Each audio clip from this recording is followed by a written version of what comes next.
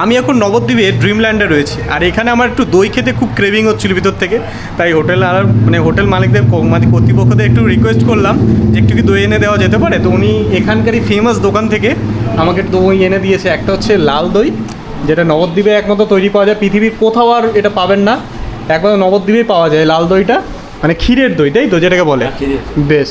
আর এটা হচ্ছে সাদা দই, এটাও কিন্তু ভেরি ফেমাস, এটাও অনেকে জানেন না, এটাও কিন্তু খুব ফেমাস, দুটোই আর কি ভারী মিষ্টি। তো চলুন আমি ট্রাই করে দেখি কেমন। এই হচ্ছে সাদা দই, দেখতে পাচ্ছ, মোষের দুধের একদম, মোষের দুধের। হ্যাঁ বাহ, হ্যাঁ, এটা সোজা খুবই টেস্টি। দেখুন নবদ্বীপে এসছেন, তীর্থ ভ্রমণে এসছেন, কিন্তু দই যদি না খান তাহলে আপনার তীর্থটা কিন্তু সম্পূর্ণ মানা যায়। এখানে কিন্তু এটাই মান্য, দুর্দান্ত খেতে। এই হচ্ছে ফেমাস লাল দই নবদ্বীপে।